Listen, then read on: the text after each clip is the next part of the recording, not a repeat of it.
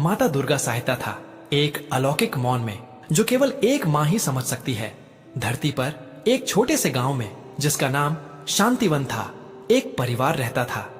नाम था उनका हरिप्रसाद, उनकी धर्मपत्नी शांता और उनकी इकलौती पुत्री अनाम्या।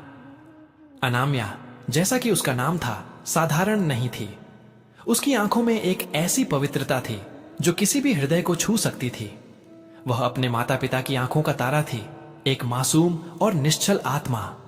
लेकिन शांतिवन पर संकट के बादल मंडरा रहे थे। कई वर्षों से वर्षा नहीं हुई थी, खेत सूख गए थे, कुएं खाली हो गए थे और पशुधन मरने लगे थे।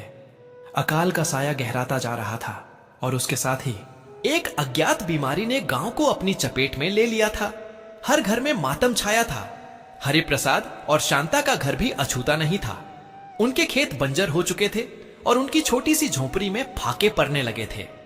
अनाम्या की आंखों ने पहली बार अपने पिता को रात भर चिंता में डूबे देखा था और अपनी मां को अंधेरे में आंसू बहाते हुए सुना था।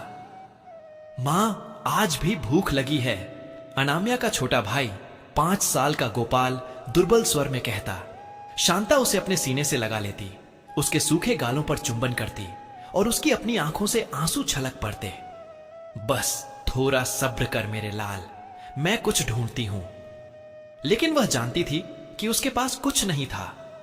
हरिप्रसाद बाहर गांव वालों के साथ किसी समाधान की तलाश में भटकते रहते, पर हर तरफ निराशा ही निराशा थी। अनाम्या, जो अभी मात्र 14 वर्ष की थी, इन सब कष्टों को भीतर ही भीतर सह रही थी। उसके कोमल हृदय में अपार कष्ट था, इतना अपार कि वह किसी को बयां नहीं कर सकती थी। उसे अपने माता पिता की दुखती आंखें, गोपाल की सूखी मुस्कान और गांव के बच्चों का भूख से मुरझाया चेहरा अंदर ही अंदर चीर रहा था। वह रात में जागती रहती, अपनी मां के अंधेरे में सिसकने की आवाज सुनती और उसका अपना गला घुटने लगता। क्यों हो रहा है यह सब? क्या ईश्वर नहीं सुनता हमारी पुकार? ये प्रश्न उसके बालमन को मथते रहते। उसका हृदय दया से भरा था। वह अपने परिवार के लिए कुछ भी कर सकती थी। लेकिन क्या? एक दिन उसने अपने पिता को यह कहते सुना, अब कोई उम्मीद नहीं बची शांता, गांव के वैद्य भी हार मान चुके हैं, हम सब बस मृत्यु की प्रतीक्षा कर रहे हैं। इन शब्दों ने अनाम्या के अंदर कुछ तोड़ दिया। नहीं, उसके मन ने चीखा, ऐसा नहीं हो सकता। वह अपने परिवार को ऐसे हारते हुए नहीं देख सकती थी।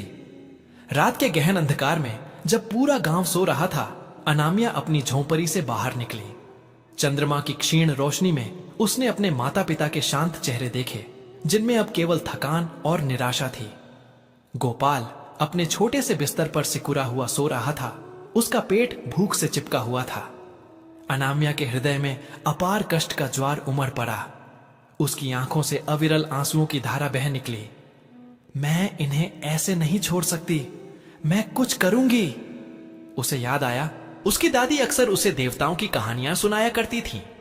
कैसे भक्त अपनी सच्ची श्रद्धा और तपस्या से देवताओं को प्रसन्न करते थे और असंभव को संभव बना देते थे। एक कथा थी पहाड़ों में छिपे एक प्राचीन देवी मंदिर की, जहां कहा जाता था कि आदि शक्ति स्वयं वास करती है। वहां जाकर जो सच्चे हृदय से पुकारता है, उसकी हर इच्छा पूर्ण होती है, दादी कहती थी। यह विचार उसके मन में बिजली की तरह कौंधा। तपस्या, मुझे तपस्या करनी होगी। यह एक जोखिम भरा, अकल्पनीय निर्णय था एक बच्ची के लिए, लेकिन उसके हृदय में परिवार के प्रति प्रेम इतना तीव्र था कि उसने हर भय को रौंद डाला। अगली सुबह उसने बिना किसी को बताए कुछ सूखे पत्ते और एक मिट्टी का घड़ा लेकर घर छोड़ दिया। उसकी मां शांता जब जागी और अनाम्या को न पाकर विलाप करने लगी, तब तक अनाम्या गांव की सीमा पार कर चुकी थी। उसका हृदय में भय था, हां अवश्य था, परंतु उससे कहीं अधिक था प्रेम और दृढ़ संकल्प। वह अनजानी राहों पर चल पड़ी, जहां कांटे थे, पत्थरीली जमीन थी और जंगली जानवरों का भय था। वह भूखी थी, प्यासी थी